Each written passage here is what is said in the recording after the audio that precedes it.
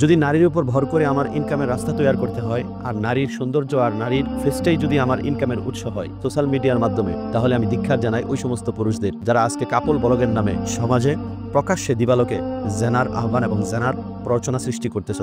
তোমাদের কাজগুলো দেখলেই বোঝা যায় যে এই কাজগুলো কোনোদিন ভালো সভ্য মানুষের হতে পারে না। ভালো কোনো পরিবারের শিক্ষা দীক্ষা নিয়ে যারা বেড়ে ওঠে তাদের এই কাজগুলো কখনোই হতে পারে না। মনে রাখবে, এমন কিছু কাজ করো, মৃত্যু কখন আসে বলা যায় না। একদিন হয়তো আমি থাকবো না, এই ফেসবুক আর ইউটিউবের মধ্যে আমার ভিডিওগুলো পড়ে থাকবে। সেই দিন যেন এই মানুষগুলো আমার ভিডিওটি দেখে একটা স্বস্তির নিঃশ্বাস নিয়ে আমার জন্য একটা দোয়া করে দেয়। হয়তো সেই দিন আমি কবরে থেকেও তাদের এই দোয়ার ভাগিদার হতে পারবো এবং প্রত্যেক সময় তাদের দোয়ায় সামিল থাকতে পারবো। সেজন্যই জীবন থাকতে জীবনের মূল্য দাও আর ইনকামটা হালাল পথে উপার্জন করার চেষ্টা করো। কখনোই ফেসবুক, ইউটিউব, সোশ্যাল মিডিয়ার মাধ্যমে নিজের ঘরের মহিলাদেরকে লেলিয়ে দিয়ে তাদের সৌন্দর্য প্রদর্শনী করে এই ফেসবুক, ইউটিউব থেকে ইনকাম খোঁজার চেষ্টা করো না। মনে রেখো, একদিন তুমি আমি কেউই থাকবো না, আমাদের কর্মগুলো থেকে যাবে এই ফেসবুক, ইউটিউবের মধ্যে। একদিন আমরা না থাকার পরেও আমাদের ভিডিওগুলো মানুষ দেখবে। সেই দিন আমাদের এই কর্মের ফল কবরে থেকে ভোগ করতে হবে। তাই আমার কনসেপ্ট এবং আমার উদ্দেশ্য, টেকনোলজির এই দুনিয়ায় ইসলামিক কন্টেন্ট কোরআন সুন্নাহ থেকে বানিয়ে প্রচার করাই হলো আমার দাওয়াত এবং আমার দিন প্রচারের মাধ্যম।